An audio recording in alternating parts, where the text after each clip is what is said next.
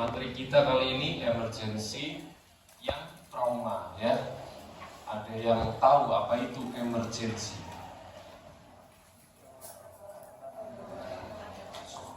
Ada daftar hadir nggak di sini? Bentuknya kayak apa? Daftar hadir sudah selesai di.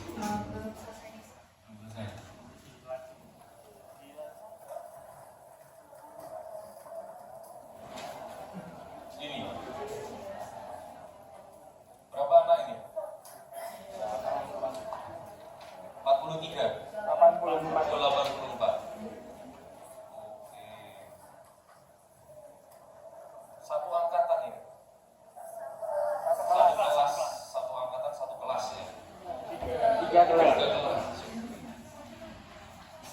Yang Fitz Ibnu Hanafi ini dan teman-teman ya? Betul? Betul ya? Ya, oke, siapa yang mau menjelaskan emergency itu apa? Emergency, kita bahas emergency dulu. Yang tahu? Nomor 22, karena ini tanggal 22. Nomor 22, Nima de Alfionita. Ya, apa emergency? Keadaan apa? Dangdutan? Keadaan darurat ditangani segera. Apa bedanya dengan urgency?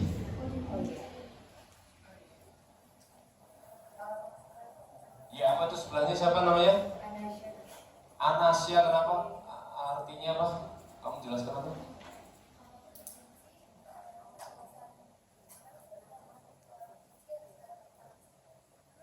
Kalau bedanya dengan urgensi apa? Masih bisa menunggu gitu. Nunggu apa? Nunggu dilamar. Kalau emergency ini berkaitan dengan apa? Dengan apa? Dengan nyawa, life threatening, atau dengan kehilangan organ. Jadi kalau kalian tidak tangani segera, nyawa bisa hilang atau salah satu organ bisa hilang. Sedangkan urgensi dengan fungsinya yang harus segera ditangani juga. Tapi ya karena berkaitan dengan fungsi, mungkin lebih bisa menunggu daripada emergensi. Jadi kalau di triase emergensi ini warnanya apa? Oke, kalau urgensi bisa ke kuning ya. Jadi kalau emergensi bahasa Indonesianya adalah gawat darurat. Kalau urgensi itu darurat.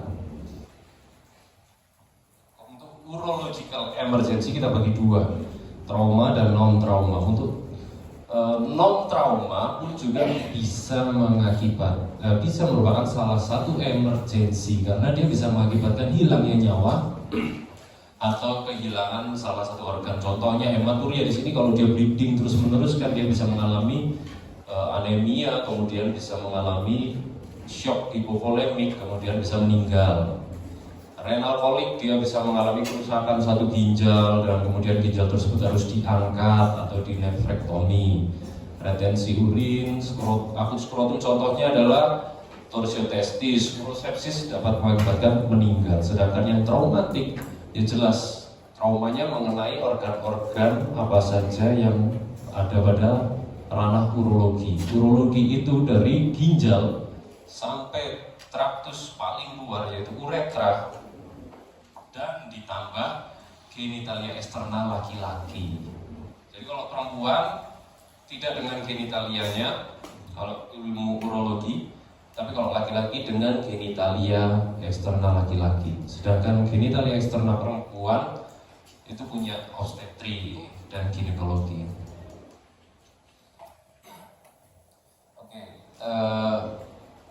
Ternyata di dunia ini banyak sekali kecelakaan yang terjadi ya. Di Indonesia sendiri setiap tahun ada 36.000 pengendara sepeda motor yang tewas kecelakaan.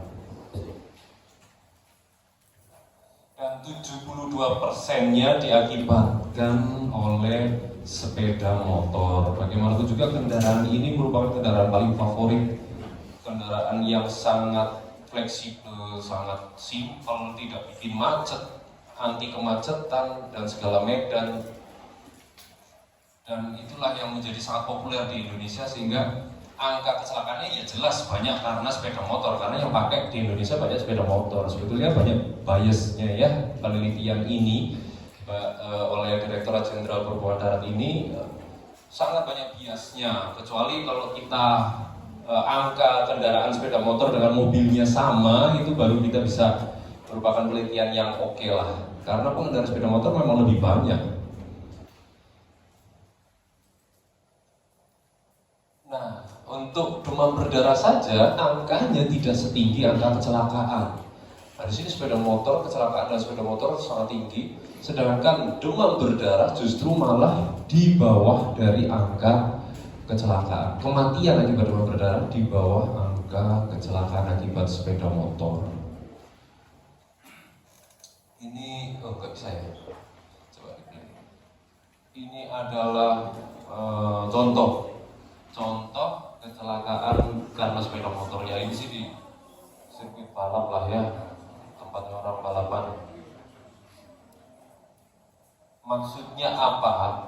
Di sini para profesional pengendara sepeda motor dengan safety yang sangat luar biasa pun masih bisa mengalami kecelakaan, apalagi kita yang berada di jalan yang tidak seprofesional mereka dengan safety yang kadang-kadang helm didengkul, kadang-kadang helmnya disiku. Iya, ada yang kayak gitu nggak? Mikirnya pakai dengkul berarti. Oke. Nah, untuk evaluasi trauma urogenital, karena kita berbicara dengan nama trauma, jelas kita menggunakan apa ini dan tahu? Advanced Trauma Life Support. Sebetulnya ATLS ini brand ya, ini merek, ini franchise. Advanced Trauma Life Support ini buatan orang Amerika yang dia jual. Jadi ada pelatihan yang dia jual, yang dia bikin. Akibatnya dia waktu itu sedang naik pesawat, kemudian mengalami kecelakaan, dan dia melihat, dia dokter bedah, dia melihat bahwa banyak orang meninggal itu akibat pertolongan pertama yang salah. Jadi contohnya dia jatuh dari pesawat, langsung diangkat lehernya, tidak didasari dengan prinsip penata laksanaan atau penjaga servikal yang baik, sehingga dia meninggal karena fraktur servikal. Padahal mungkin kalau dia ditolong dengan baik dia bisa selamat. Dia melihat itu dan akhirnya dia membuat suatu workshop. Tentunya dengan penelitian-penelitian dia membuat suatu workshop bernama Advanced Trauma Life Support, dan dia jual produk ini ke seluruh dunia. Dan yang lebih hebatnya lagi, dia bisa menjadikan ini menjadi suatu standar untuk pertolongan trauma di seluruh dunia. Jadi gara-gara musibah dia menjadi berkah gitu. Jadi bisa berentrepreneur.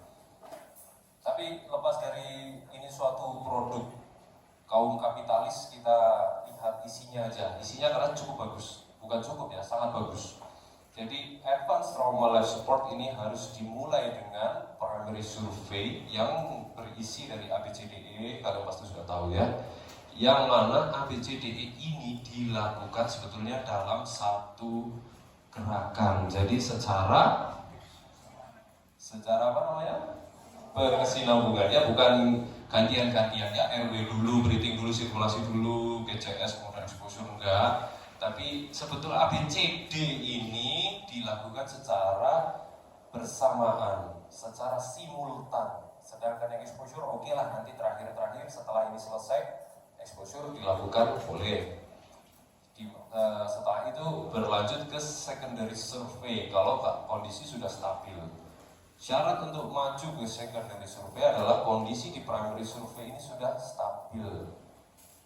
Kalau di sini belum stabil, ya sudah selesaikan ini sampai stabil. Bagaimana cara menyelesaikannya? Tergantung masalah apa yang terkena pada pasien tersebut. Sesimpel itu sebetulnya Advanced Trauma Life Support. Kita lihat, pertama kali pasien datang, kita namakan initial assessment. Initial assessment sebetulnya ini tergantung di mana posisi kita. Kalian sebagai dokter jaga IGD, apakah kalian yang pertama kali mendapatkan trauma, pasien trauma, atau kalian mendapatkan pasien rujukan trauma? Nah, untuk tahu itu semua kita harus evaluasi mulai dari initial assessment. Misalkan kalian pertama kali mendapat pasien trauma, berarti kalian yang melakukan initial assessment berikut ini. Sedangkan kalian merupakan rujukan, kalian mungkin bekerja di rumah sakit yang lebih tinggi, mendapat rujukan pasien trauma, kalian evaluasi initial assessment yang telah mereka lakukan, yang telah merujuk lakukan. Apakah sudah sesuai dengan ATLS atau belum? Jika belum, berikan evaluasi ulang primary survey. Yang pertama adalah jelas cairan. Cairannya diberikan apa? Koloid atau kristaloid? Jenisnya apa? Ya, normal salinnya itu apa? NaCl 0,9%, normal salin NS, NaCl, atau PZ kalau istilah lain. Ada yang tahu PZ singkatan dari apa? Istilah kuno, mungkin kalian nanti akan ketemu dokter-dokter yang sudah senior, dia ngomongnya, bio itu ngomongnya PZ, atau ketemu perawat-perawat senior bilangnya PZ. Ada yang tahu? Physiological zone, physiological itu fisiologi, zone itu garam dalam bahasa Belanda, jadi itu istilah Belanda, PZ. Kita menggunakan NaCl 0,9%, bukan ringer laktat ya, bukan juga yang lain-lain. Karena apa? Ada yang tahu nggak prinsipnya NaCl 0,9% dengan ringer laktat itu gimana?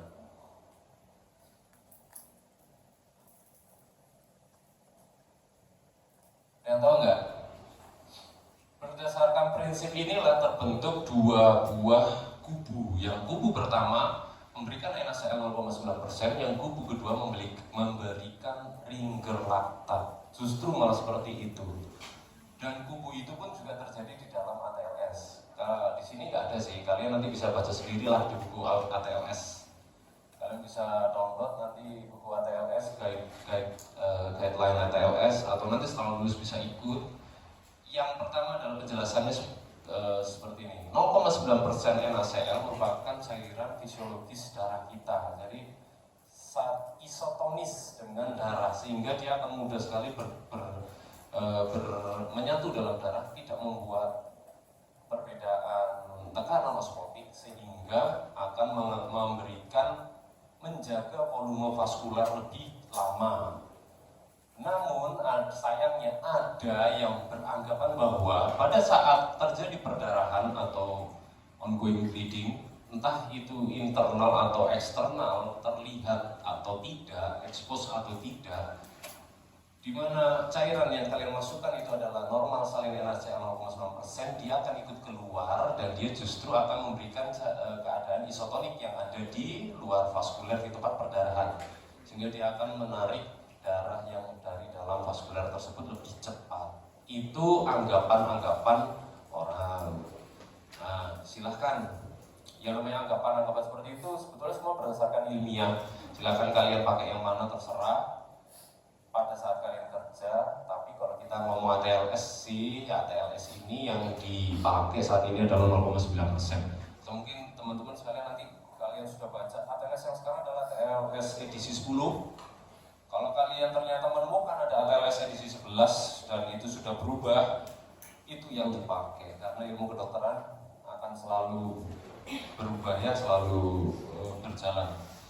Oke, untuk pemberiannya adalah bolus 1 liter. Maksudnya bolus gimana?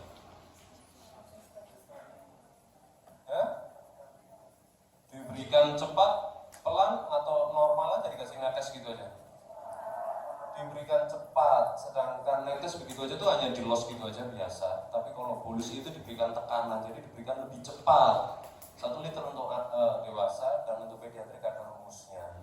Setelah itu kalian akan ini initial assessment ya. Initial assessment yaitu pemberian 1 liter kristaloid dan kemudian dibutuhkan transfusi atau tidak. Transfusinya whole blood, bisa PRC dan juga bisa juga menggunakan platelet. Nah, platelet ini bisa FFP, bisa yang lain-lain, produk-produk platelet lainnya, dan diberikan asam tranexamat. Apa ini? Apa ini? Jenis obat apa ini? Obat koagulasi, ya, jadi untuk membekukan darah. Kemudian menjaga supaya tidak terjadi koagulopati, dan kemudian menjaga cervical spine, dan membentuk tim trauma. Jadi trauma tidak bisa diatasi sendiri, harus ada tim, nanti akan kelihatan. Oke, sampai detik ini ada yang mau tanya?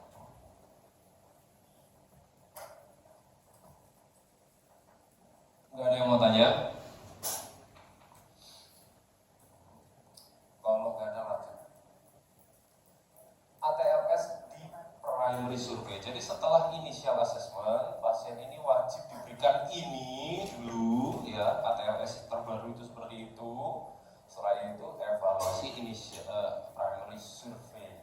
Primary survey adalah airway, breathing, circulation, disability, exposure atau environment. Exposure environment maksudnya apa ini? Kalian expose tubuh pasien mana saja yang mengalami yang terdapat jejas atau lesi, dengan menjaga supaya pasien tidak hipotermi atau tidak kedinginan. Jadi tetap dijaga lingkungannya, tapi harus diekspos semuanya. Oke, nanti akan ada pembahasan. Nah, ini dia. Sebetulnya evaluasi A, B, C itu dan D disability dilakukan secara simultan bersamaan. Tapi kita bahas satu persatu. Ada yang bisa menjelaskan bagaimana airway itu harus kita periksa caranya? Ada yang tahu? Yang tahu nggak? Nomor 22 sebelahnya, anasia. Ini mati. Sekarang anasia mana anasia? Oh, kamu ya. Jangan begitu.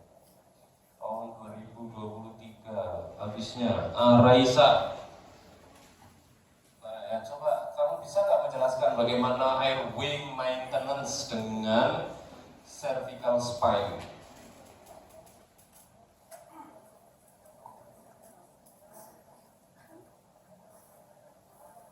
Tahu nggak? Jawabannya, pertanyaannya tahu nggak gitu dulu. Ya udah, sekarang jelaskan. Triple airway maneuver apa aja itu?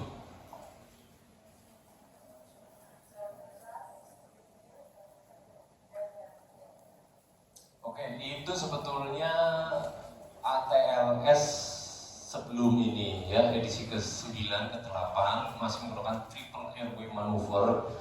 Dia menggunakan jaw thrust, chin lift, dan head tilt.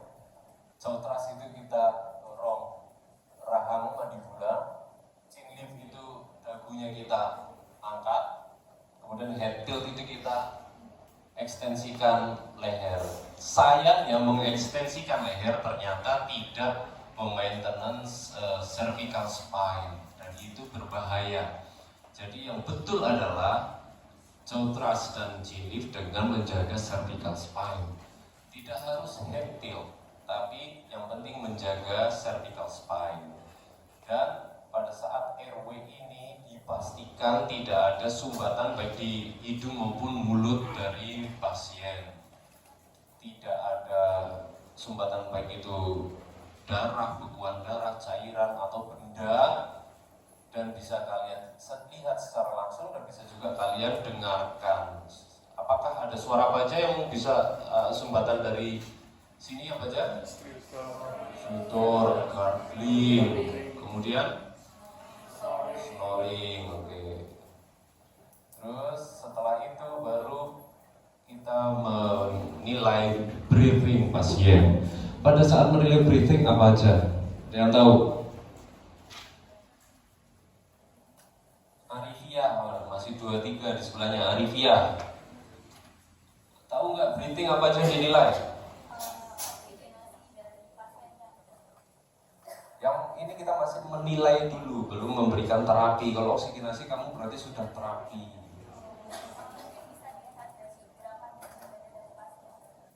Terus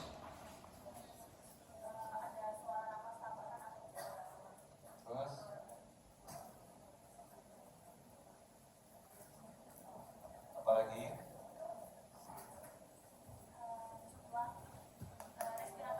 Respirasi. Terus apa lagi?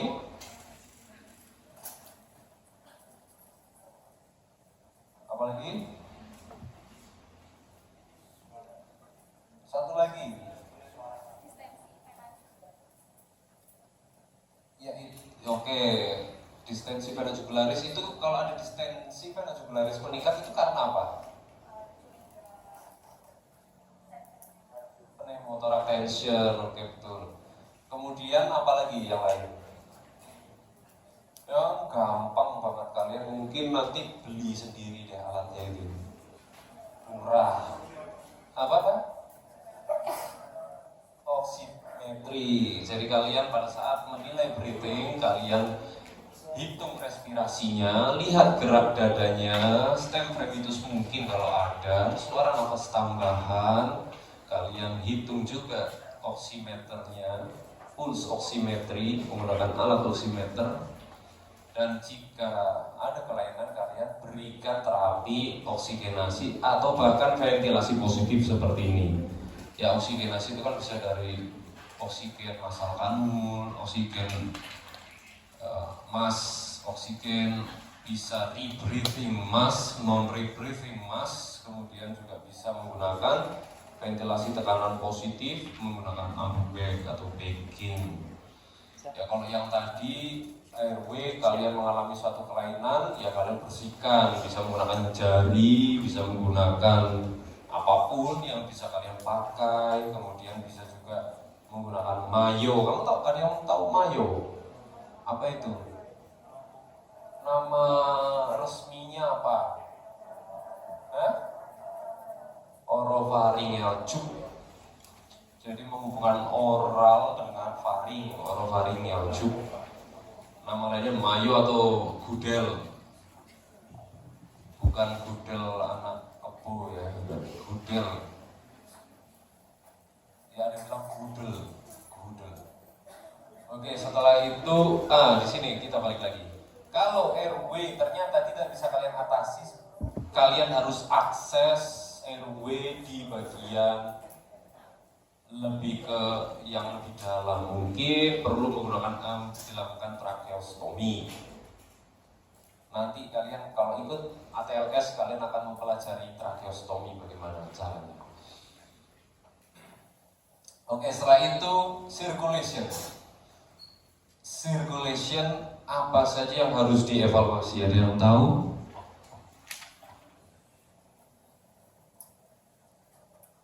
Dua tambah dua, 4. Awalita Wikantias. Masuk. Iya, silakan.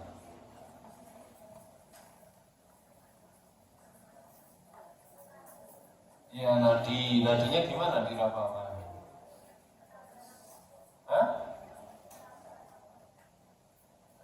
Apa aja? Frekuensi nadi, terus kemudian kuat angkat atau lemah nadinya. Kemudian setelah itu yang mudah dulu ya, nadi gampang ya, kalian pegang nadi radialis atau karotis, mudah sekali. Kemudian setelah itu kalian lihat skin perfusionnya apakah pucat atau tidak. Dari jarinya kalian tekan, dia merah, kemudian kalian lepas. Capillary refill time-nya berapa detik. Kemudian apalagi kalau punya alat menggunakan tensi, tekanan darah, ukur tekanan darah. Dan jangan lupa satu hal yang sering terlewat pada circulation adalah kalau kalian sudah di rumah sakit dan kalian sebagai dokter IGD harus apa? Kalian tahu? Ada yang tahu? Apa? Nanti kontrol perdarahan nanti Oke, kita masih evaluasi dulu. Kontrol perdarahan itu adalah terapi yang kita berikan. Evaluasinya apa? Evaluasi circulation apa? Sering lupa. Dokter IGD itu sering lupa. Apa? Cek apa? BCS kan di disability. Pasang kateter. Sering sekali lupa. Baru tahu? Nah, itulah karena pasang kateter itu lokasinya adalah di circulation, kateter urin, uretral kateter dengan voli kateter nomor 16 ya.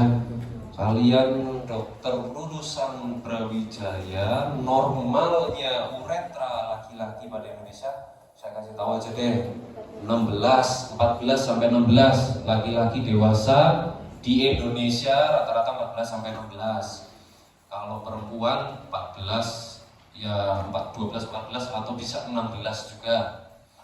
Jangan salah ukuran.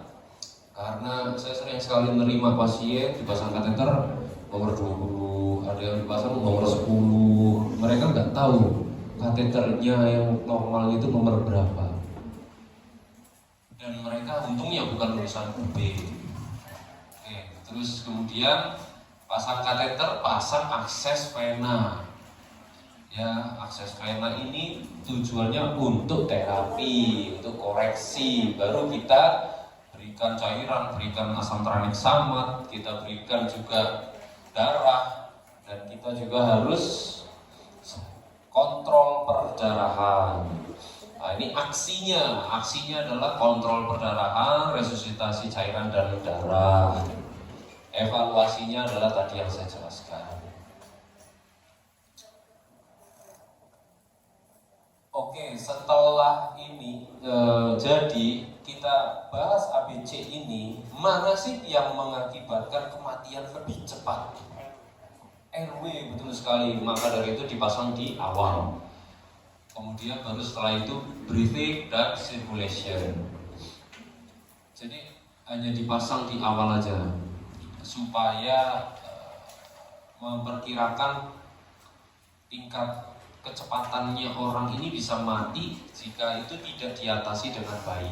Jadi yang wajib kalian utamakan atasinya adalah RW dulu, breathing baru circulation. Meskipun evaluasinya kalian lakukan dengan secara simultan.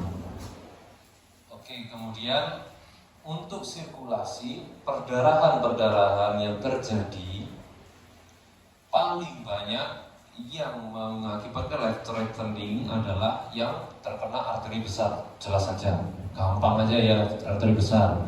Arteri besar itu apa aja, coba ada yang tahu?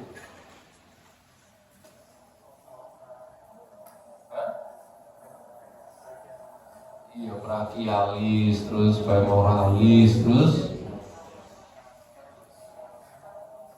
karotis, terus aorta abdomen, kemudian aorta pada toraks.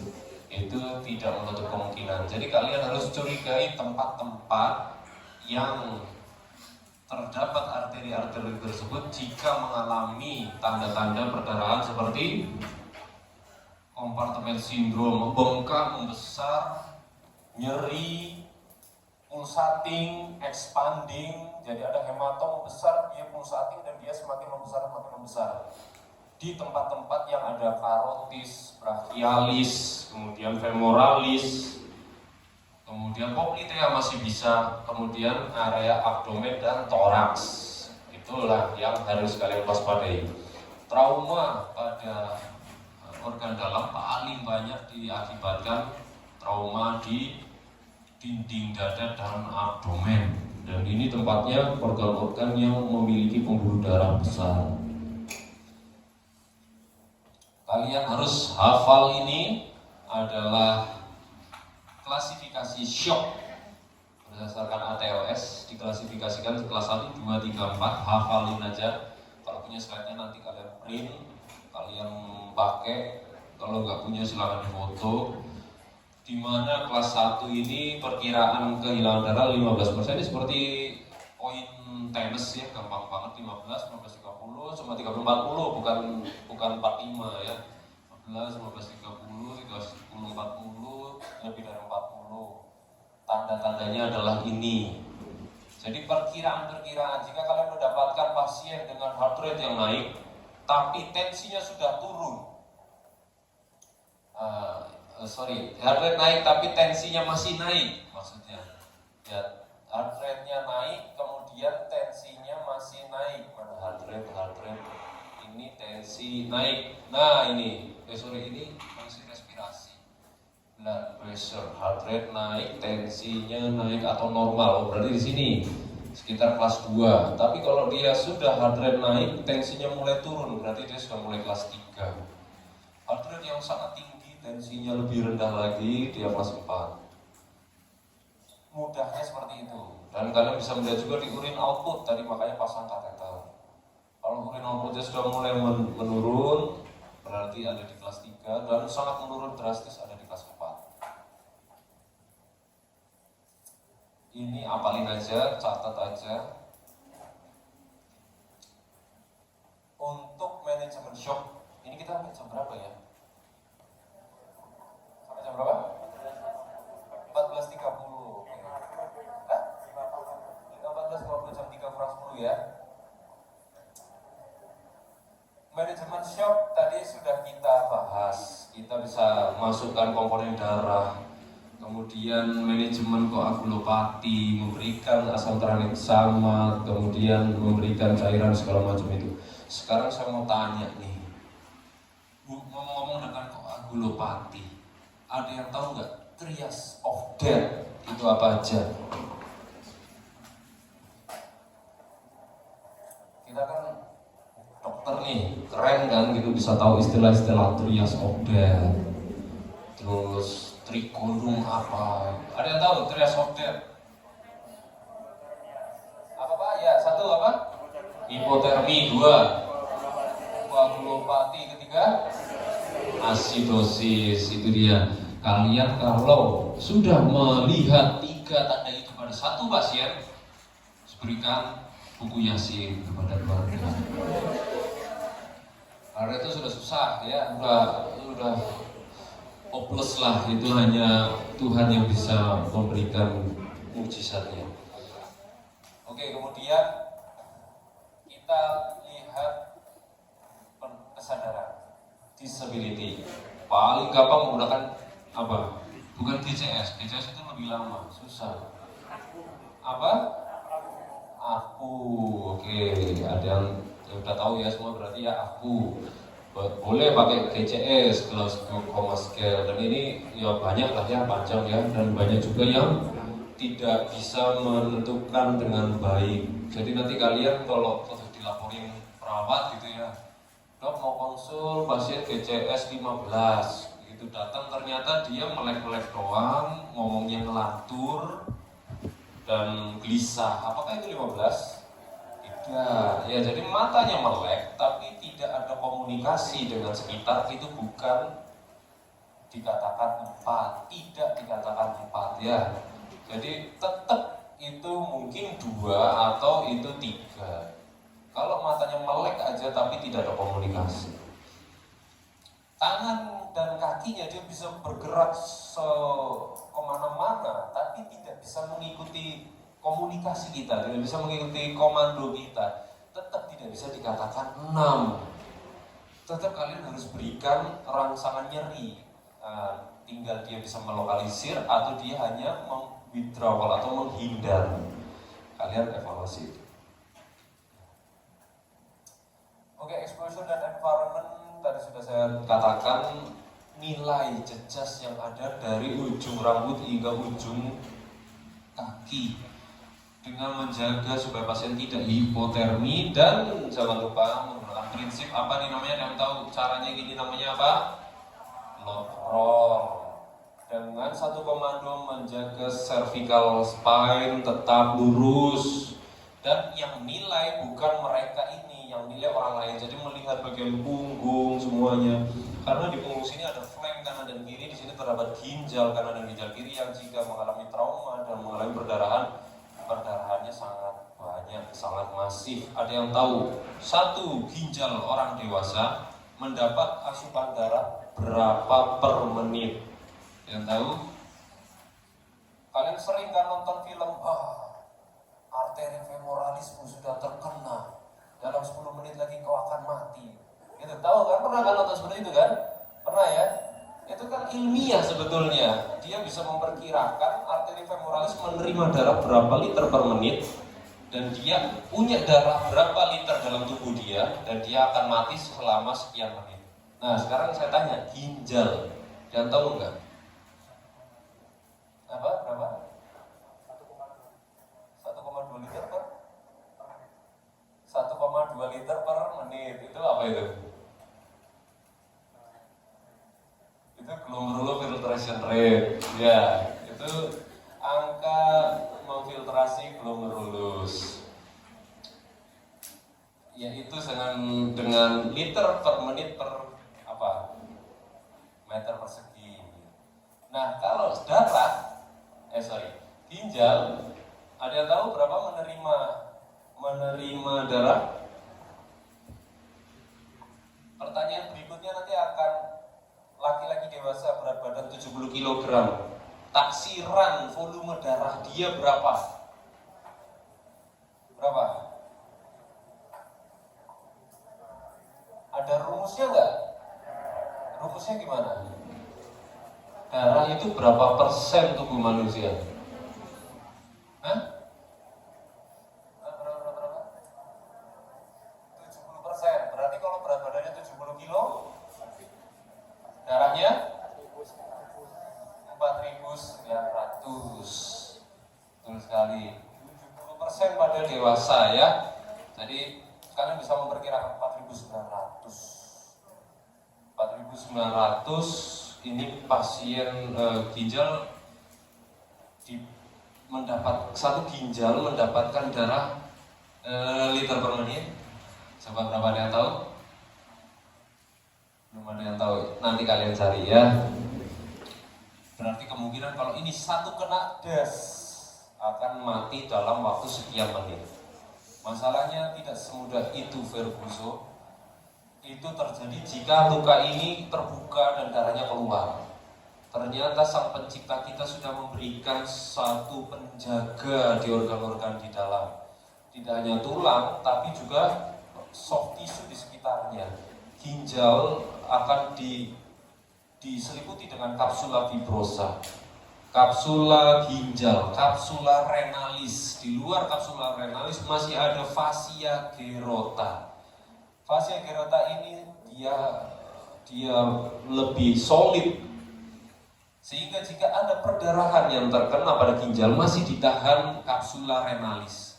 Kalau kapsula renalis yang terkena sobek, dia masih ditahan fascia gerota, sehingga terjadi hematom di situ yang akan bekerja sebagai tamponade si ginjal tersebut. Dan jika masih keluar lagi atau sobek gerotanya, masih tertahan di kavum retroperitoneal. Baru jika ini ada ekspos kavum retroperitoneal dengan dunia luar, itu baru dia darahnya keluar muncul-muncul bisa mati. Jadi pasien dengan trauma REM grade 5, kalau dia tidak ada laserasi atau ruptur dari fascia-fascia tadi yang saya sebutkan, dia masih akan mengalami hemodinamik yang akan stabil. Darah tubuh akan mengkompensasi. Sehingga trauma REM grade 5 pun kita masih tetap observasi jika hemodinamiknya stabil. Sampai detik ini ada yang mau tanya?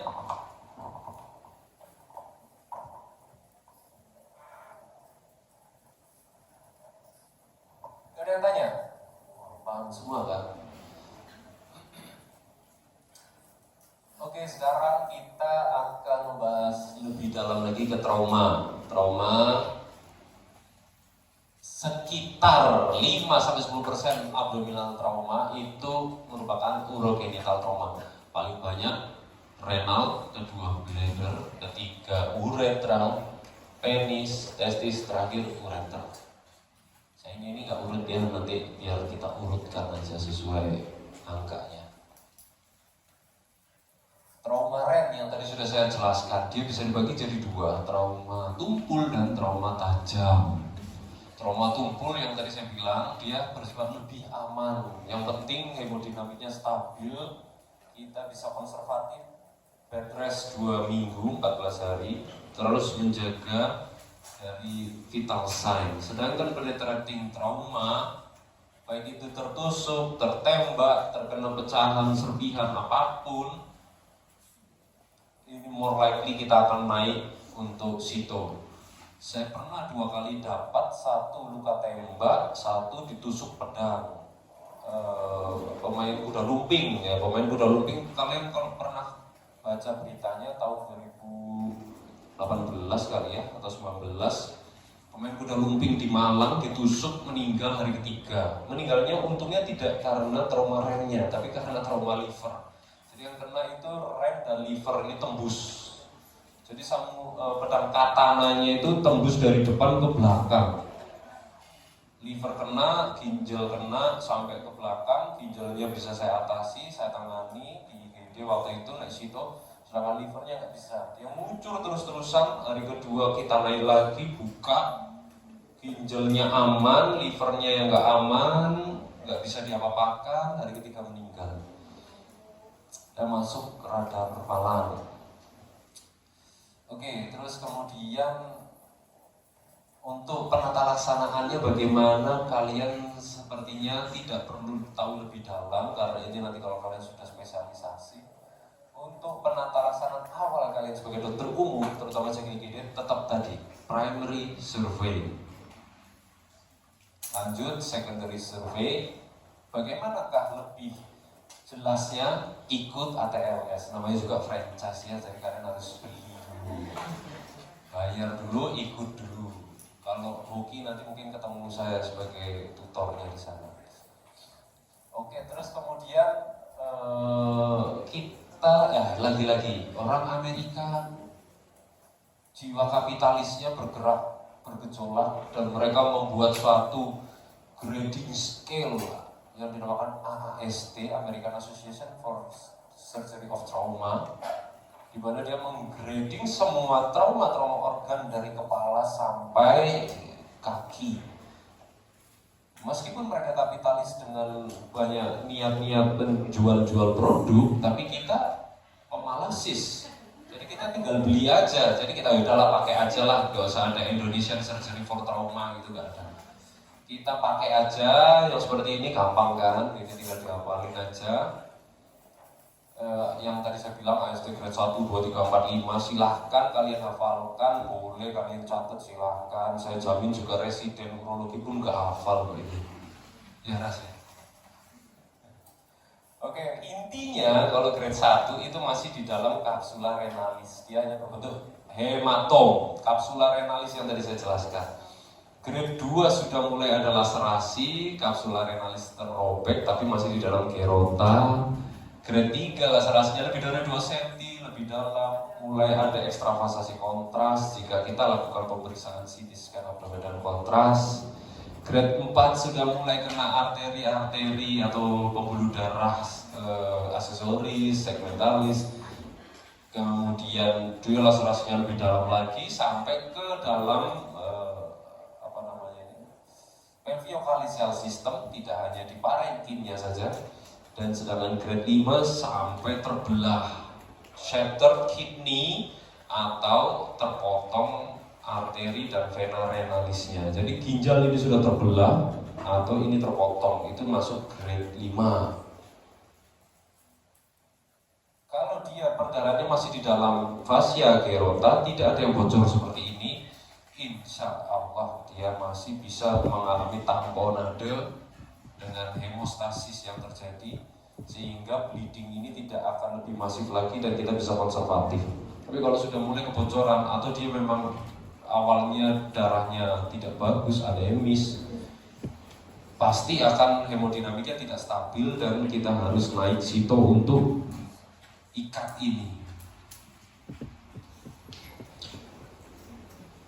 Oke, untuk ATLS di primary survey, setelah kalian selesai melakukan primary survey, ada yang namanya adjunct to primary survey.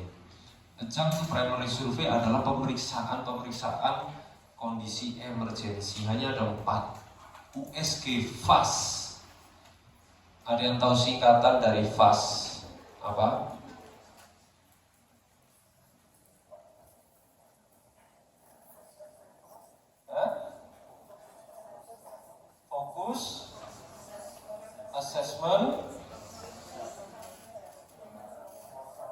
Iya, sonografi for trauma.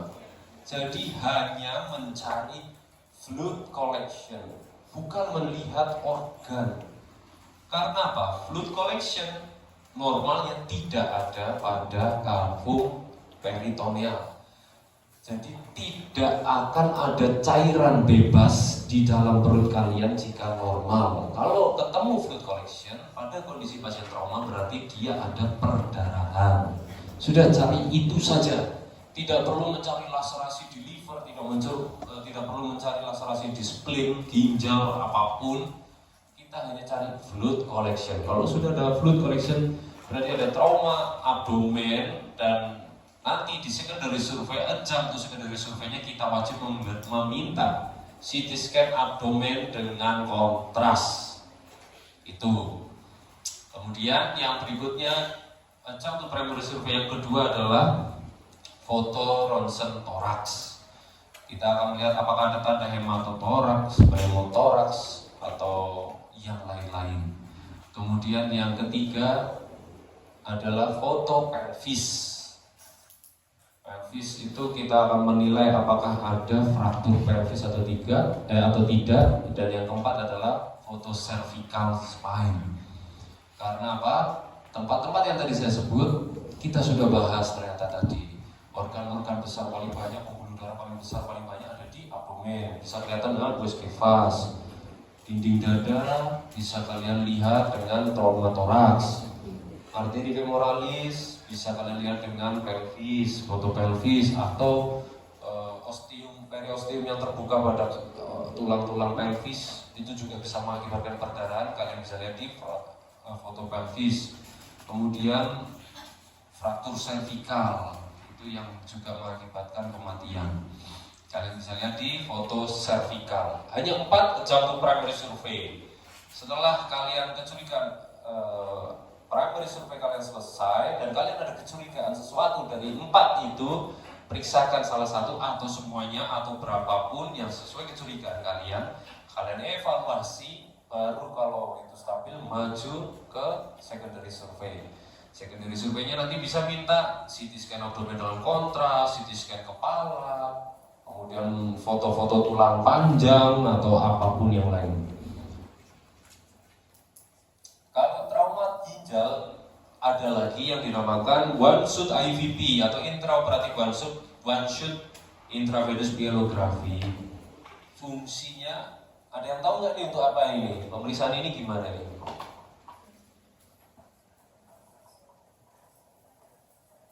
Apa?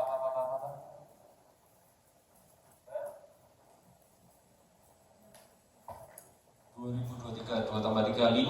Arenal hub. Mana arenal hub? Tahu nggak one shot IVP kamu? Nggak tahu. 51-nya Shiva inisiasi regar. Tahu?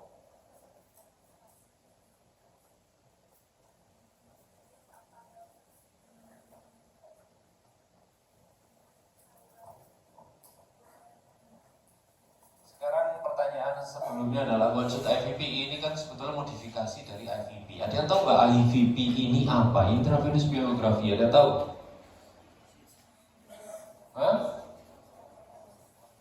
Pemeriksaan foto ronsen dengan kontras intravena untuk melihat tractus urinarius, ginjal, kemudian sistem pelvio-kaliseal, kemudian ureter, buli-buli, sampai ke fungsi berkemih dari pasien, apakah ada residual urin atau tidak. Dan untuk ginjal kalian bisa melihat fungsi ginjal. Ini foto yang elektif pada pasien-pasien dengan batu ureter, batu ginjal. Zaman dulu dilakukan pemeriksaan ini.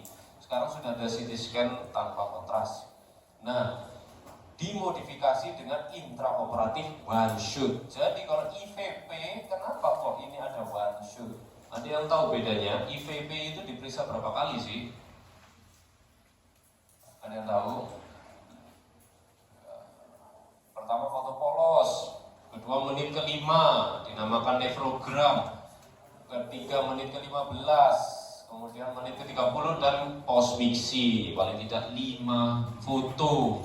Sedangkan di sini hanya 1 kali foto, yaitu setelah diberikan kontras, kemudian menit ke-5 sampai ke-10 dilakukan foto. Pada ginjal yang mana? Ini kan kasus trauma ginjal nih, taruhlah trauma ginjal kanan. Yang difoto ginjal mana? Kontralateral. Jadi kalau pertanyaan itu dipertanyakan, jawabannya sudah kelihatan ya. Ini trauma ginjal kanan nih, itu yang difoto yang mana? Ini pertanyaan seperti itu, jawabannya sudah kelihatan lah ya. Ya berarti ginjal kontralateralnya. Kenapa? Untuk apa? Ya tahu? Melihat fungsi ginjal kontralateral apakah masih normal atau tidak. Karena apa? Pasien dengan trauma ginjal kita bisa naik oka, naik sito untuk nefrektomi. Kalau kalian nefrektomi sebelah kanan, ginjal kirinya nggak bagus, kalian sama dengan membunuh pasien atau membuat laris mesin hemodialisa. Jadi kalian harus tahu dulu fungsi ginjal kontralateralnya untuk menentukan apakah nanti bisa dilakukan nefrektomi atau harus dilakukan renorapi. Renorapi itu memperbaiki ginjal. Oke, ini USG fast. Di sini ada ginjal, di sini ada liver. Berarti ini ginjal mana? Kanan apa kiri? Kanan. Di tengah-tengah ginjal dan liver ini ada bayangan hipo atau apa namanya hitam-hitam gitu ya. Ini dia yang dikatakan fluid collection. Karena normal ini nggak ada. Nah ini berarti ada perdarahan abdomen, intraabdomen. Belum tentu yang kena ginjal kanan, belum tentu liver yang kena. Yang jelas ada perdarahan intraabdomen. Karena kalau dari kiri pun juga bisa ke kanan. Kalau pasiennya miring ke kanan, cairan itu akan mengisi ke sebelah kanan. Oke, ini kontras. Di sini tidak CT scan dan kontras. Di sini tidak terlihat tidak terisi kontras, sedangkan yang ini terlihat terisi. Ginjalnya di sini, jadi ini kemungkinan ini adalah suatu hematomnya. Nah, di sini kita lihat juga ada kontras yang keluar ekstravasasi. Sedangkan ada beberapa bagian yang tidak terisi kontras, beda dengan ginjal kontralateralnya. Di sini keluar, berarti ini sudah kena arteri atau vaskuler. Nah, di sini ginjal ini kontrasnya pun terlihat terpotong di sini. Berarti ini mungkin sudah grade 4 atau grade 5. Di sini juga terbelah. Oke, untuk rekomendasi ya ini kayaknya sih nggak perlu dihafal ya, cukup tahu aja lah. Kita punya guideline EAU setiap tahun udah bikin baru, sekarang 2023, sekarang ini masih 2019, tapi nggak jauh beda kok guideline-nya. Sampai detik ini ada yang mau tanya? Kalau nggak ada yang tanya, saya lanjut lagi. Pada dasarnya manajemen trauma ginjal kalau dibagi menjadi dua. Kalau hemodinamiknya stabil, kita bisa konservatif. Mostly cases can be treated by conservative therapy. Seperti yang tadi saya bilang. Dasarnya apa? Karena ginjal ada kapsula renalis, ada fascia kerota, ada cavum retroperitoneal yang bisa memberikan efek tamponade dari perdarahan tersebut. Sehingga bisa jadi hemodinamiknya stabil, seringnya seperti itu. Kalau terjadi kebocoran, perlukaan pada fascia-fascia tadi, dan mungkin modalnya juga sudah jelek, pasien sudah mengalami shock, sudah mengalami anemis, atau anak-anak, dia bisa mengalami unstable hemodinamik. Jawabannya adalah kalau unstable, naik oka, sito, eksplorasi, laparotomi, yang dibuka perutnya, bukan pinggangnya. Kita harus evaluasi semua dari organ-organ dalam intraabdomen, karena jarang sekali trauma ginjal hanya mengenai ginjal saja. Seringnya masih mengenai organ-organ lain di dalam intraabdomen. Ginjal kiri bisa kena spleen, ginjal kanan bisa kena liver, dan yang lain-lain.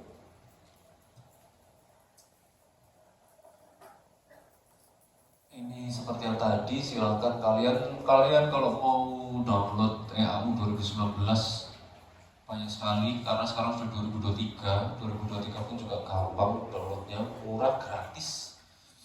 Orang Eropa lebih baik daripada orang Amerika, ya meskipun sekarang nggak tahu ya. Tapi kalau masalah ilmu, kayaknya sih mereka lebih baik deh. Gratis soalnya ini, silakan cari di internet. Ini untuk penata laksanaan. Dengan pasien ada kecurigaan renal trauma, kita harus tentukan hemodinamiknya. Seperti yang tadi saya sudah bilang, stabil atau tidak. Jika stabil kita bisa konservatif. Jika tidak stabil kita pasti harus naik. Intinya seperti itu. Stabil atau tidak, ini akan kita bagi menjadi dua lagi dengan visible hematuri atau non visible hematuri. Dan kalau masih stabil, nggak perlu naik, konservatif aja. Nanti inti belakangnya adalah kalau sudah grade 5 baru menggunakan antibiotik terapeutik. Di sini nggak ada nih tulisannya. Karena ini 2019 ya, yang 2023 itu ada antibiotik, penggunaan antibiotik terapeutik pada pasien dengan grade 5. Sedangkan jika pasiennya penetrating harus naik ya, karena penetrating ini kapan aja bisa menjadi hemodinamik yang tidak stabil. Jadi penetrating ini kalau awalnya stabil, tapi dia luka tusuk, luka tembak, kita tetap harus naik. Saya pernah dapat 1 kali luka tembak, grade 5, ketembak senjata organik, dan juga pernah kena pukul popor senjata juga pernah. Ya, banyak sekali kasus-kasus trauma ginjal itu banyak sekali. Berikutnya adalah trauma ureter. Sebelum masuk ke trauma ureter, silakan ada yang mau tanya tentang trauma ginjal dan primary survey yang sudah kita bahas. Kalau ada yang mau tanya silakan.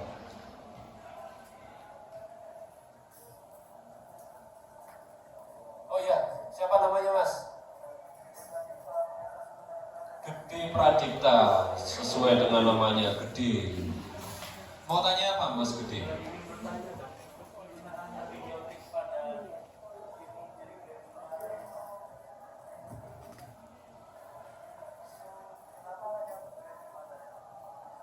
Oke, pertanyaan yang sangat bagus sekali. Wah, biasanya orang kalau ditanya gitu ya, pasti jawabnya, oke, pertanyaan yang sangat bagus sekali, gitu ya.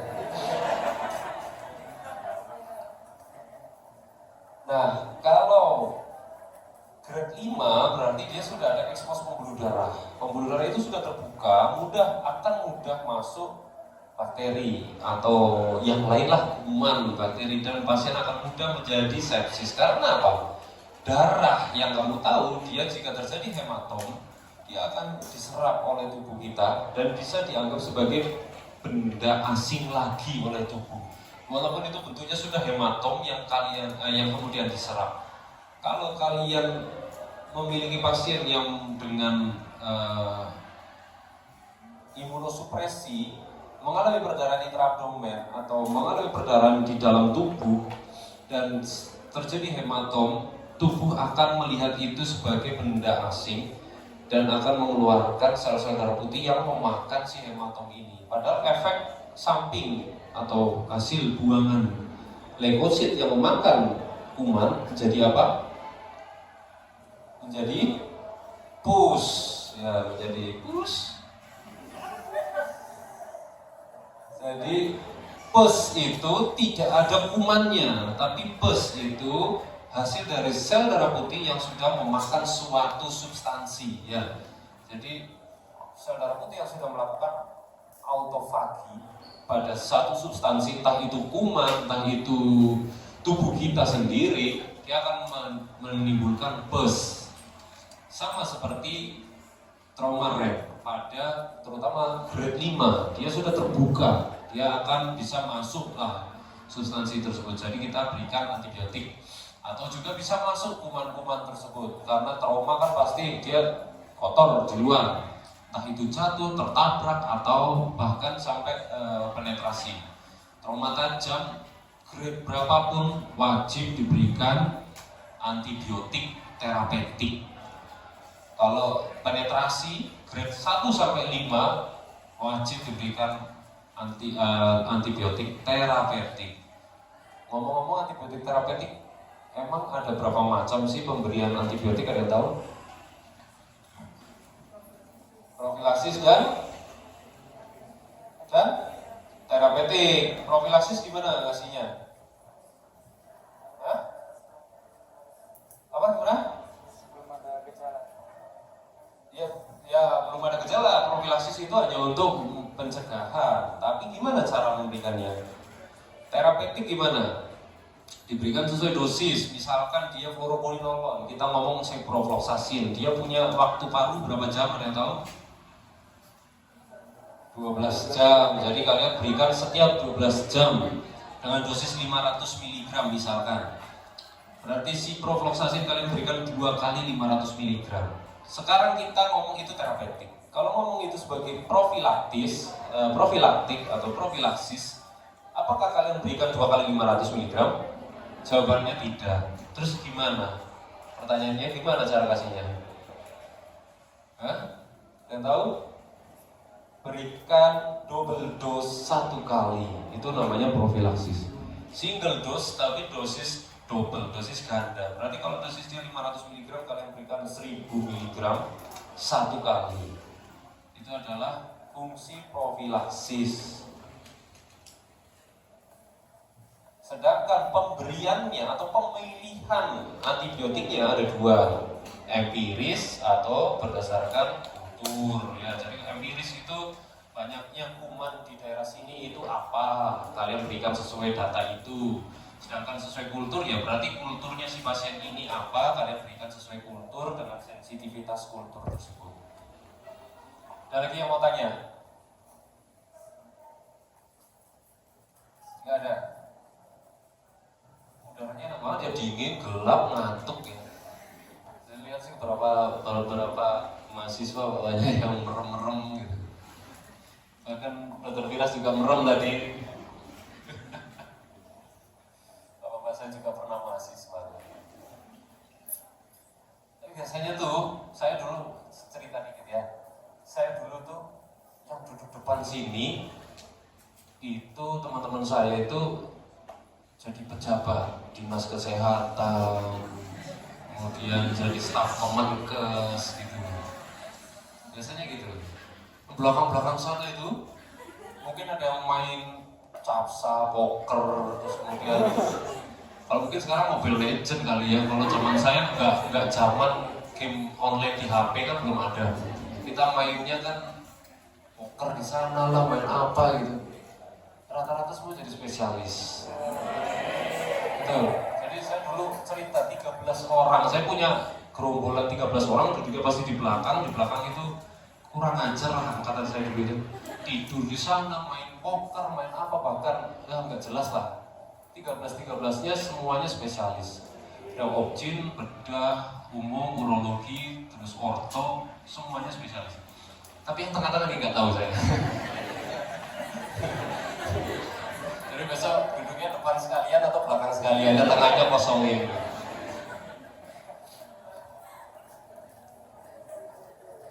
Oke, kita lanjut ke trauma ureter. Tadi saya bilang trauma ureter itu jarang banget. Jarang banget, tapi saya pernah dapat 1 pasien trauma tembak gunshot karena senjata organik, dan itu tepat sekali kena pada ureter. Kenapa jarang? Karena ureter itu bentuknya sangat kecil, tempatnya tersembunyi. Banyak yang melindungi ureter dan dia mobile, dia bisa geser-geser. Jadi kalau ada sesuatu yang musuh dia bisa set. Kerennya ureter seperti itu. Tapi saya pernah dapat 1 pas banget kena di ureter karena senapan organik. Paling banyak trauma ureter diakibatkan oleh iatrogenik, baik itu oleh dokter urologi maupun obgyn maupun dokter bedah digestif. Sedang operasi yang lain ureternya kepotong, sedang operasi yang lain ureternya keiris, kena counter, itu yang dinamakan trauma iatrogenik. Sedangkan yang traffic accident, kemudian tusuk atau tembak itu jarang sekali ya, sedikit sekali. Hanya 1-2,5%. Nah, seringnya adalah ini iatrogenik, terkena alat, terkena pisau, kejepit, mungkin kejahit, dan gradingnya lagi-lagi oleh orang Amerika. Silakan dihafalkan. Kemudian bisa mengakibatkan obstruksi jika dia mengalami penyempitan lumen, bisa mengakibatkan ekstravasasi urin jika dia mengalami perforasi. Setelah perforasi terjadi ekstravasasi urin, urin akan mencari jalan dan sehingga terjadi ureterocutaneous fistule. Kadang-kadang bisa masuk ke vagina, menjadi ureterovaginal fistule. Paling banyak habis operasi obstin, biasanya operasi histerektomi atau sesio-sesarian dan ureternya kena, terjadi fistulasi, mencari jalan urin, akhirnya masuk ke tempat yang enak kali ya, jadinya masuk vagina gitu. Pinteran urinnya, jadi nyari jalannya kok ya ke vagina gitu, ke jalan lahir. Ya biasanya tuh si gede itu biasanya gitu ya, kalau ditanya OTW, nyampe mana? Di jalan lahir gitu ya.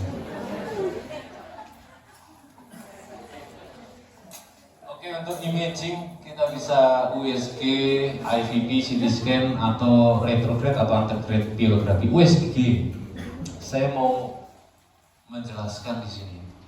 USG sayangnya alat ini tidak bisa menjangkau ureter. Kita tidak bisa periksa ureter dengan alat USG. Kecuali ureter tersebut mengalami hidroureter atau membesar, jadi dilatasi. Tapi kalau belum mengalami dilatasi yang masif, kita tidak bisa melihat. Terus fungsinya USG untuk apa? Kita bisa lihat efeknya, kita bisa lihat dampaknya. Jika ureternya terjadi sesuatu, dampaknya adalah ginjalnya mengalami hidronefrosis, pelebaran pelviokalsial sistem. Jadi kita lihat ginjalnya hidronefrosis, ureternya pasti ada sesuatu. Jadi kalau pasien ini pasca operasi histerektomi, dia mengeluhkan ada kencing terus menerus lewat vagina, kemudian kalian USG ginjal sebelah kiri hidronefrosis, ini pasti ureternya kena dan mengalami ureterovaginal fistule. Kemudian bisa menggunakan IVP yang tadi saya bilang, ada 5 kali foto, kontras itu nanti akan mengalami ekstravasasi dan akan terlihat. Atau CT scan, sebaiknya CT scan dengan kontras, dan kemudian retrograde atau antegrade biografi. Ada yang tahu nggak ini apa ini?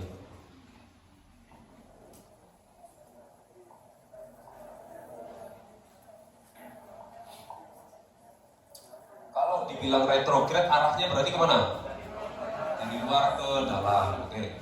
Jadi ini adalah pemeriksaan menggunakan endourologi, masuk ke saluran kencing, ke uretra, masuk ke dalam buli-buli, mencari muara ureter yang dituju. Misalkan ini traumanya suriganya ureter kanan, masuk ke muara ureter kanan, semprotkan kontras dari situ. Itu namakan retrograde biografi, disingkat RPG. Nah, RPG ini nanti akan kelihatan kontrasnya ekstravasasi di mana. Sedangkan antegrade dibalik arahnya, berarti dari ginjal, dicoblos ginjalnya pakai jarum, kemudian semprotkan kontras dari pinggang, dan kontrasnya nanti akan masuk ke dalam pelviokalsial sistem ginjal atau pielum dan masuk ke ureter, dan dia akan ekstravasasi kontras. Itu namanya antegrade biografi atau disingkat EPG, APG, RPG dan APG. Nah ini tadi, kalau USG kita hanya bisa lihat dampaknya, yaitu hidronefrosis. Sedangkan jika BNO IVP akan terlihat kontras yang mengalami ekstravasasi. Ini adalah kontrasnya, ini menit 5, dinamakan nefrogram, harusnya mengisi ginjal. Kontrasnya, kemudian menit ke-15 melihat sistem ureter. Menit ke-30 bisa melihat adanya rem mobilis karena posisinya ini erect, sedangkan yang lain posisinya supine atau prone. Sedangkan ini posisinya erect. Saya tidak bilang berdiri karena tidak harus berdiri. Kalau pasiennya lumpuh, kalian bisa duduk saja. Yang penting tegak. Tegak itu bahasa latinnya adalah erect. Ya, jadi kalau ereksi itu berarti penis tegak. Gitu. Kemudian kadang bisa dilakukan menit ke-45, kadang bisa langsung post-fixing. Kemudian CT scan dengan kontras akan melihat ekstravasasi. Ini mudah sekali, CT scan dengan kontras. Sekarang alat sudah bagus, tidak perlu skill khusus untuk membaca ini, karena yang normal aja, yang baru pernah lihat aja pasti tahu ini ada ekstravasasi. Nah ini yang dinamakan RPG, retrographiography. Hasilnya akan seperti ini. Jadi ini alat masuk ke dalam buli-buli, mencari muara ureter, diberikan semprotan kontras ke dalam ureter. Untuk manajemennya, ya ini sih sebetulnya kalian nggak perlu hafal ya, karena ini spesialisasi banget. Manajemennya sabung atau rekonstruksi. Intinya adalah itu. Bisa kita sambung seperti ini, kita jahit dengan spatulasi. Jadi spatulasi ini kita bersihkan dulu nih, yang ureter ini kita bentuk seperti huruf V, kemudian sambung. Kemudian atau kalau di distal kita bisa lakukan ureteroniostomi. Jadi ureternya dimasukkan lagi ke dalam buli-buli dengan berbagai macam teknik. Banyak sekali tekniknya. Nah, berikutnya yang perlu saya tekankan lagi adalah bladder trauma atau bladder injury. Ini banyak juga setelah nomor 2 setelah REM. Nah, bladder trauma dibagi menjadi 2, intraperitoneal dan ekstraperitoneal. Nanti akan ada gambarnya. Bladder trauma sering kali berhubungan dengan fraktur pelvis. Jadi kalau kalian melihat tadi adjunct to primary survey ada fraktur pelvis, kalian harus mencurigai adanya trauma buli-buli salah satunya. Trauma buli-buli, salah keduanya apa nanti kita bahas. Karena apa? Bladder trauma ini 87% diakibatkan oleh fraktur pelvis. Nah, 8,7% dari fraktur pelvis yang terjadi di bladder rupture berhubungan juga dengan trauma uretra. Itulah yang akan kita bahas nanti. Tanda-tandanya adalah hematuri, nyeri. Yang gampang dulu ya, mungkin ada yang gampang dulu adalah dari inspeksi. Kalian akan bisa lihat adanya jejas pada suprapubik, dia nyeri. Kemudian kalian pasang kateter ternyata hematuri atau distensi perutnya, atau bahkan tidak bisa kencing, atau bahkan terjadi peritonitis jika mengalami intraperitoneal rupture. Nah, bedanya adalah ini. Buli-buli kita ini berhubungan dengan intraperitoneum pada bagian anteriornya. Jadi superior anterior. Jadi kalau terjadi lesi di situ, dia akan intraperitoneal rupture. Urin ini akan mengenai intraperitoneum dan terjadi peritonitis. Jika tidak terjadi di intraperitoneal, dia akan keluar ke luar lain, tidak akan mengakibatkan peritonitis. Nah, fraktur pelvis ini akan bisa mengakibatkan trauma buli-buli, bisa akibat gesekan dengan tulang atau ada tusukan atau bony fragment masuk ke dalam buli. Lagi-lagi orang Amerika bikin grading, silakan dihafalkan aja. Inilah dia. Kita periksa dengan sistografi pada saat pasien kecurigaannya trauma buli. Sistografi letaknya di mana? Di secondary survey. Adjunct to primary survey hanya sebatas USG fast dengan foto pelvis. Kalian ada curiga di arah trauma buli, baru mintakan sistografi. Jadi sistografi ini masuk kateter, melalui kateter disemprotkan kontras ke dalam buli-buli lalu difoto. Kalian akan lihat dia akan mengalami ekstravasasi ke rongga retroperitoneal. Ini berarti extraperitoneal rupture. Sedangkan ini dia tadi saya bilang superior anterior, anterosuperior. Dia masuk menyusupi garis usus. Sini akan melihat nih ususnya.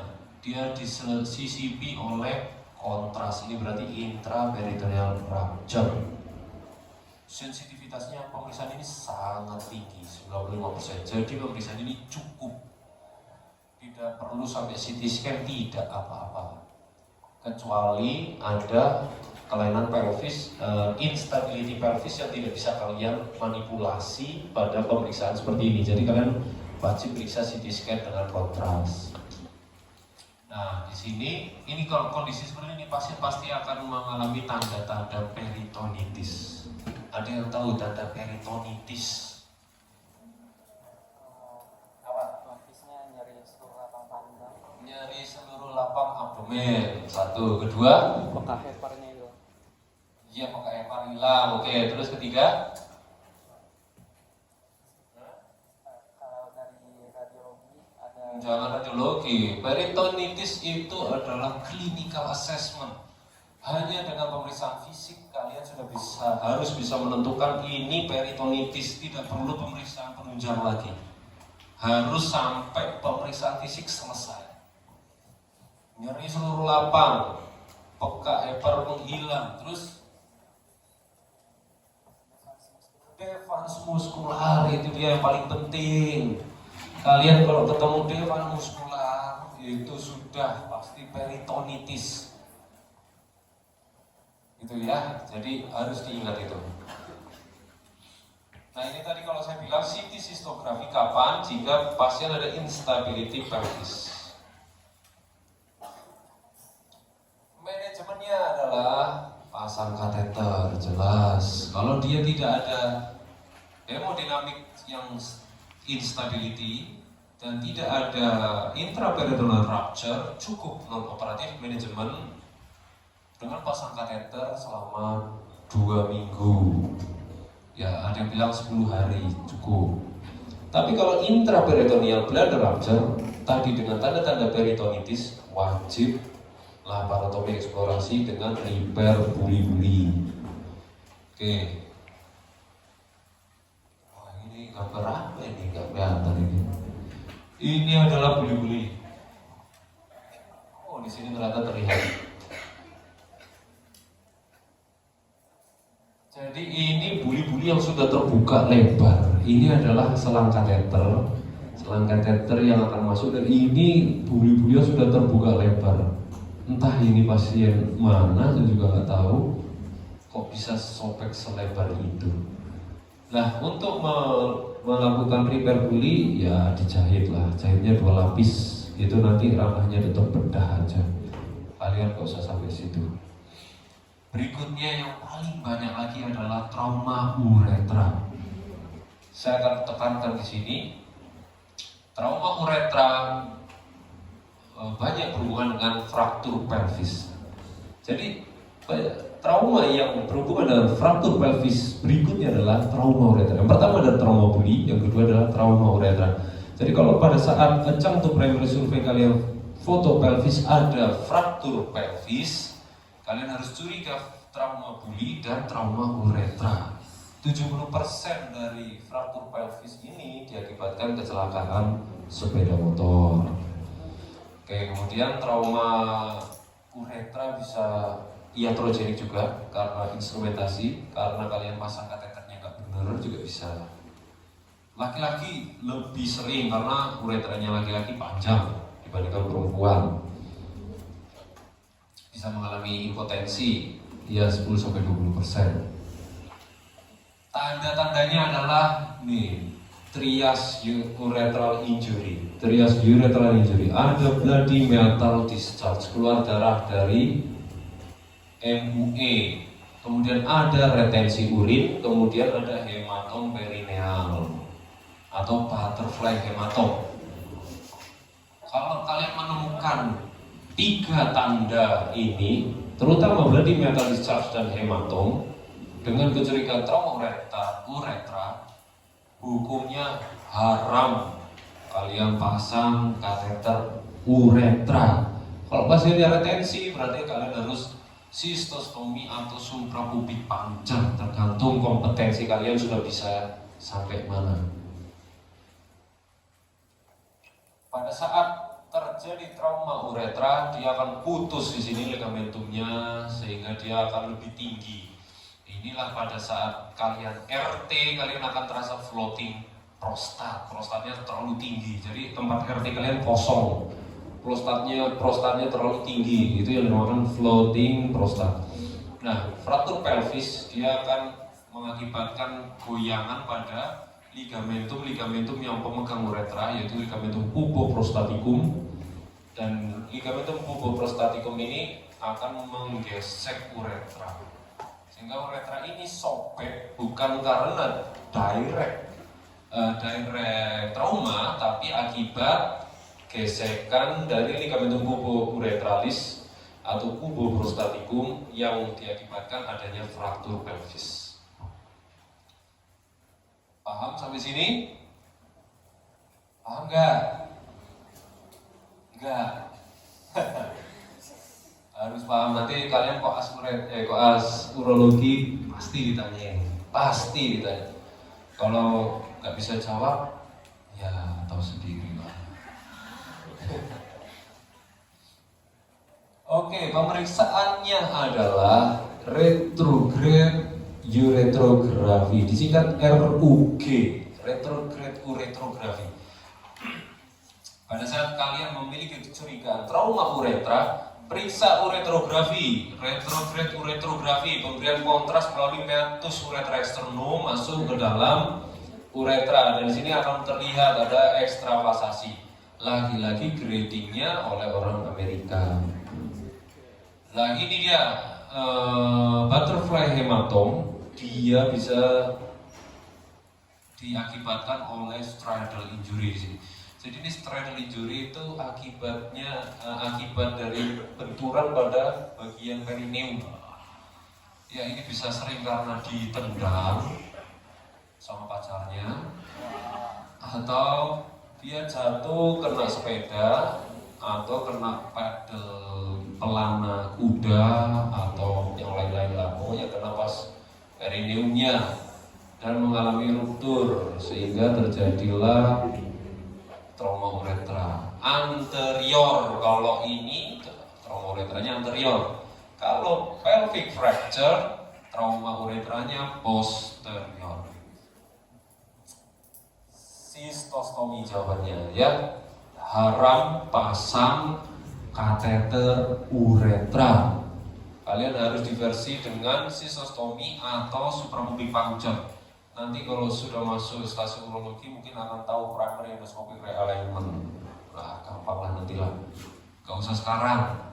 Jawabannya tata laksana definitifnya adalah repair atau uretroplasti.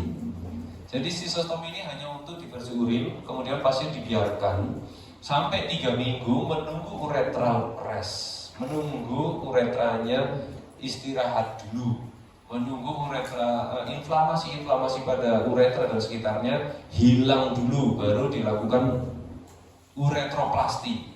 Kita bilang delayed repair uretroplasti. Kalau early langsung dilakukan uretroplasti sudah tidak direkomendasikan, pasti gagal karena masih ada reaksi-reaksi inflamasi. Nanti kalian kalau sudah lulus silahkan ambil pelatihan sistostomi, boleh silahkan, atau suprapubic puncture pun juga boleh. Oke, pada pasien trauma setelah 3 bulan, kalau kalian pernah belajar wound healing, ada yang tahu? Sudah pernah belajar wound healing, proses penyembuhan luka, ada yang tahu? Proses proliferasi, kemudian sampai remodeling, ada yang tahu? Gak ada yang tahu. Wah, itu padahal ilmu dokter itu. Kalau kalian mau jadi dokter, saran saya sih belajar itu. Cari wound healing, wajib tahu. Wajib, hukumnya wajib, karena semua penyembuhan penyakit berdasarkan ilmu itu. Kalian cari habis ini. Kalau kalian lihat setelah 3 bulan, setelah 90 hari akan terjadi proses remodeling, dan proses remodeling akan menimbulkan hasil fibrotik. Fibrotik yang terjadi pada spongiosa di sekitar uretra akan mengakibatkan urethral stricture. Nah, inilah long term konsekuensi dari urethral trauma, bisa menyebabkan struktur uretra. Maka dari itu, pasang kateter, biarkan 3 bulan baru dilakukan uretroplasti. Berikutnya trauma genital eksternal. Sampai sini ada yang mau tanya? Kalau nggak ada yang mau tanya, oke, kita lanjut. Trauma genital eksternal, saya sering sekali dapat penile amputatum. Penile amputatum ini karena sirkumsisi yang mungkin nggak tahu kenapa ya, apes kali ya. Biasanya pakai teknik guillotine. Ada yang tahu guillotine tekniknya seperti apa? Iya, dipotong gitu ya, seperti dipenggal gitu ya. Teknik guillotine itu mengakibatkan terputusnya glans penis. Nah, kalau amputatnya tidak dihandle dengan baik, tidak bisa kita anastomosis. Ada cara menghandle amputatnya dengan baik. Kalau kalian menemukan pasien, pada saat kalian cek ke IGD ada pasien dengan postsirkumsisi terpotong penisnya, amputatnya kalian bisa simpan di dalam kain kasa basah NaCl, kemudian kalian masukkan ke dalam plastik, kemudian dimasukkan ke dalam kantong es batu. Jadi si amputat itu tidak boleh menyentuh es batu, tapi harus dalam kondisi dingin, 0 sampai minus derajat Celcius. Insya Allah kalau seperti itu dalam waktu 6 jam masih bisa kita anastomosis, masih kita bisa sambung. Jadi kalau kalian menemukan hal tersebut, kalian lakukan seperti itu, langsung rujuk hanya ke 2 rumah sakit kalau di Jawa Timur, Saiful Anwar atau Sutomo. Jangan pilih-pilih yang lain. Misalkan kalian kerja di Kediri, RSUD Gambiran, RSUD Simpang 5 Gumul, gak urusan, langsung rujuk Saiful Anwar atau Surabaya. Lu ketawa, kenapa dari Kediri? Nggak ada urusan ya, hanya Saiful Anwar dan Sutomo, 2 tempat itu saja di Jawa Timur. Kalau kalian di Jawa Tengah ya sesuaikan RSUD dan RSUP di situ ya, RSUD besar dan RSUD besar. Jadi nggak ada ceritanya lagi rujuk dulu ke sini, rujuk dulu ke situ, harus langsung ke center trauma. Insya Allah akan masih bisa anastomosis. Kita mungkin ada 10 kasus, 4 masih bisa kita anastomosis, yang 6 sudah tidak dihandle dengan baik, bahkan sudah lewat dari 24 jam. Kalau sudah seperti itu, sudah busuk, sudah tidak bisa kita anastomosis. Nah, yang berikutnya adalah ini yang paling lucu. Satu-satunya organ tanpa tulang yang bisa fraktur adalah milik kita laki-laki. Ini unik, tanpa tulang tapi bisa sekeras tulang. Nah, itulah mengapa dari zaman dahulu sampai zaman sekarang para laki-laki itu selalu mengagumi ini. Gak hanya laki-laki, mungkin perempuan juga ya. Laki-laki mengagumi ini maksudnya punyanya sendiri, bukan punya orang lain. Kagumilah punyamu sendiri, jangan punya orang lain. Nah, kita kalau lihat patung-patung Yunani, patung-patung Romawi zaman dulu-dulu, dewa-dewa itu pasti digambarkan punya penis. Pasti telanjang, ditujukan penisnya, dan penisnya dibikin besar gitu kan. Bahkan kalau kalian tahu Rasputin itu penisnya aja diawetkan gitu kan, yang tubuhnya dikubur tapi penisnya dipotong diawetkan. Itulah kenapa alat ini so spesial. Dan satu-satunya yang tidak memiliki tulang yang bisa fraktur. Apa yang terjadi pada saat dia fraktur? Kenapa kok bisa dikatakan fraktur? Apa sih yang sebenarnya terjadi? Hah? Apa yang sebenarnya terjadi?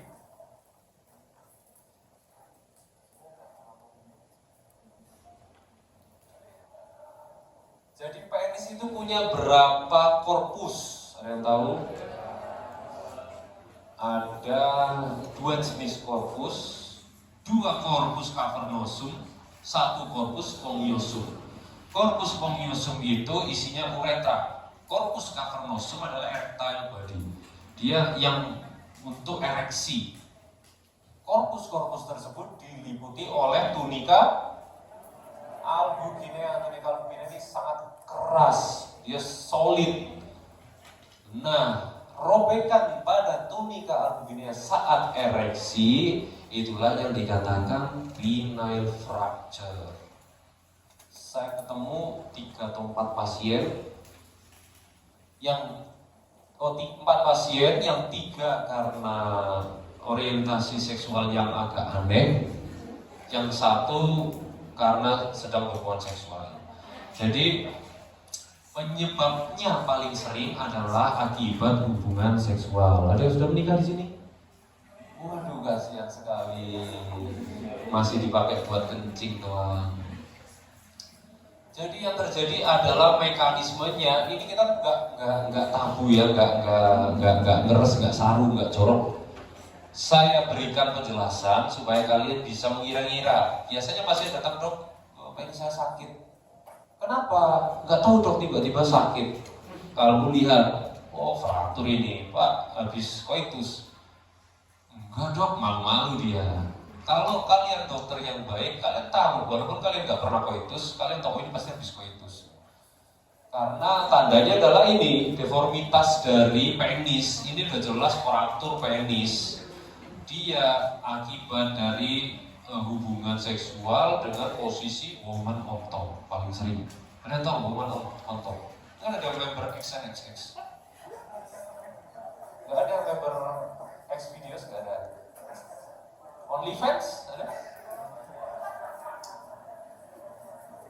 Jadi ini akibat posisi woman on top, perempuan ada di atas, laki-laki di bawah. Kemudian biasanya sih yang memegang kendali adalah perempuan. Jadi laki-lakinya tidak bisa kontrol, sedangkan perempuan ya tidak tahu kondisi penis pasangannya, terlalu bersemangat, akhirnya tertekuk, fraktur.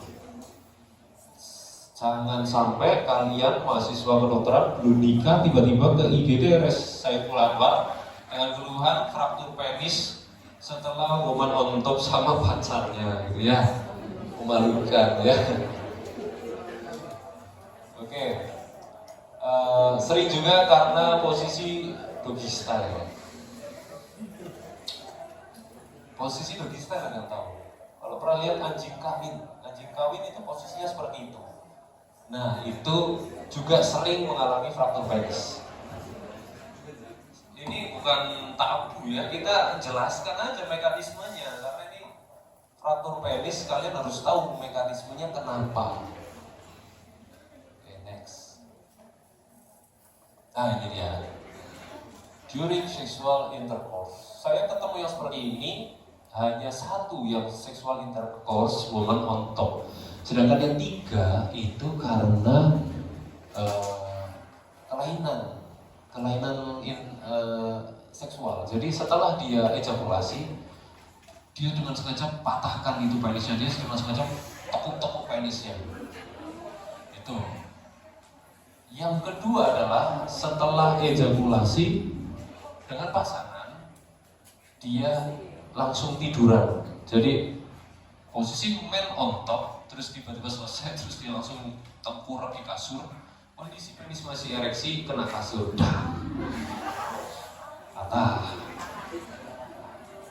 Itulah yang terjadi.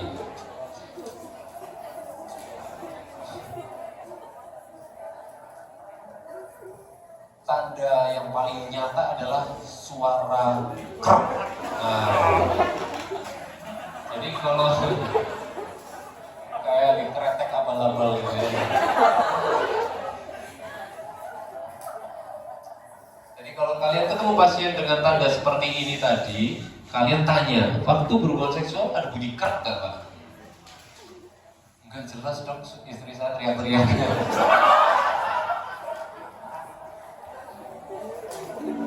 Pasti kedengeran karena bunyi ini kan tidak harus kena telinga kan, di penis kerasa krek gitu aja juga udah kedengeran kerasa gitu lah. Oke, tandanya adalah bengkak, nyeri dan angulasi dari penis atau deformitas ini tadi ya, kelihatan bentuknya nih, deformitasnya sudah tidak indah lagi.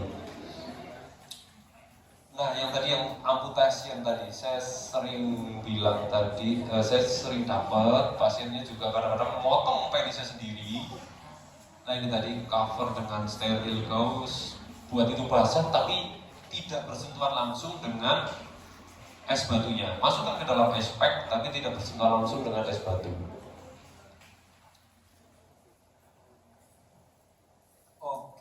Kemudian, ini dia penile strangulation. Ini banyak sekali. Ada yang dimasukin pakai kunci, ada yang dimasukin pakai cincin. Akhirnya dia kejepit dan nggak bisa dilepas. Ini banyak sekali. Jujur ya, ada yang masuk pipa, ada yang masuk botol maison. Botol maison itu masih mending ya, lubangnya besar gitu ya. Kalau botol aqua kan kecil banget. Ya ini rata-rata dia karena ini psychotic patients. Rata-rata gila lah. Tapi ada sih beberapa, saya pernah ketemu satu, dia itu terlalu kreatif membuat botol dia potong, kemudian dikasih spons cuci, dikasih balon, dan itu dijadikan self-service tools. Bahasa gaulnya adalah self-service tool. Bahasa tabunya adalah alat masturbasi. Dia bikin itu sendiri dengan spons cuci piring, terus dikasih balon, terus dikasih jelly. Tapi pakai botol. Nah, botolnya itu salah posisi. Dia botolnya itu botol atasnya. Tutup botolnya dia tidak tutup, jadi dibiarkan terbuka. Mungkin maksudnya kalau ada sekretnya keluar ke sana gitu kan, keluar gitu ya. Saking semangatnya kebablasan, nggak bisa balik lagi. Masuklah ke tutup botol itu, akhirnya nggak bisa masuk lagi. Dan padahal kalau kalian tahu mekanisme ereksi, jika penis atau cover nosum kita tekan seperti ini, dia tidak akan ditumescence. Dia akan terus tumescence, dia akan terus ereksi karena darah di cover nosum tersebut tidak bisa masuk ke vena, tidak bisa masuk kembali aliran balik, dan dia akan terus ereksi. Jadi begitu dia tercepit, dia menjadi deg-degan, dia menjadi epinefrinnya meningkat, laju darahnya semakin banyak ke dalam korpus cavernosum, penisnya semakin membesar, semakin nggak bisa tumescence, dan dia semakin panik bahwa ke IGD sudah kondisi nggak besar banget di dalam botol yang ada spons cucinya dengan balon di situ kan. Bertanya-tanya, ini habis ngapain Pak?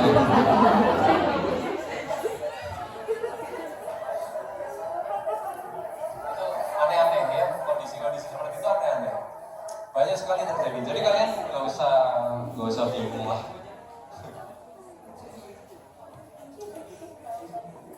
Oke, yang lainnya adalah gunshot, bisa penetrasi karena luka tembak atau pecahan serpihan bom ikan. Ya kadang-kadang kita juga ketemu pasien yang mau tangkap ikan dengan bom, terus serpihannya kena penis dan skrotumnya sendiri. Kemudian ini juga, ini pasien ketusuk ini ya pager ya, ini kalau nggak salah ini maling deh. Ini ketusuk pager, jatuh, loncat ya, tembus. Real ini instant karma,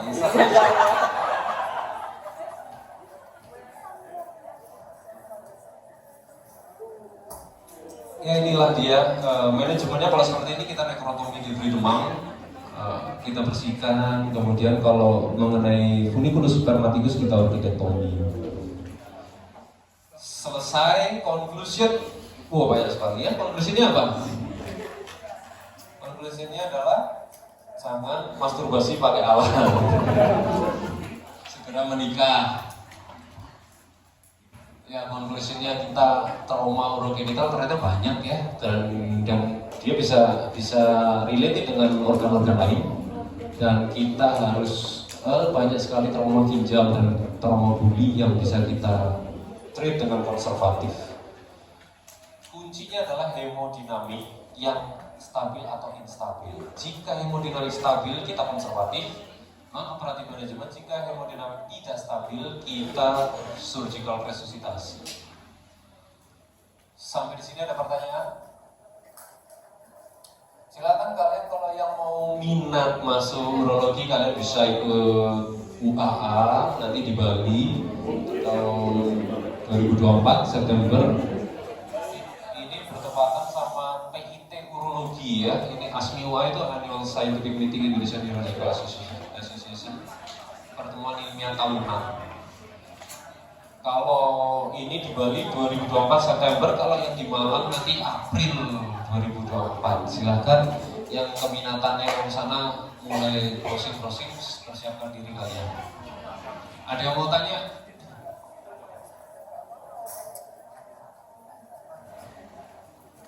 Ada yang mau tanya?